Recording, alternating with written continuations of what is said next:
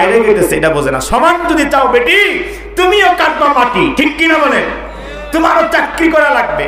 বলবেন হুজুর চাকরি করতে তো অসুবিধা নাই, মেয়েরা তো আরো চাকরি করার জন্য ইচ্ছা পোষণ করে। কিন্তু আমার কথা হলো, এই যে ইসলামে নারীদের সম্মান দিল, শুধু এখানেই সম্মান না, নারীদেরকে আল্লাহ তাআলা বলছে তোমরা ঘরে থাকবা, পর্দার ভিতরে থাকবা, তোমাদের কোনো টেনশন নাই।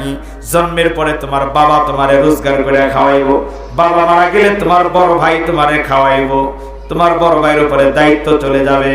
এরপরে বিয়ে হয়ে গেলে স্বামীর ঘরে তুমি, তোমার তখনও চাকরির চিন্তা নাই, কামাই করার চিন্তা নাই, স্বামী তোমার রোজগার করে ঘরের ভিতরে বসায়া বসায়া খাওয়াইবো। তাহলে ইসলাম নারীদের সম্মান দেয় নাই?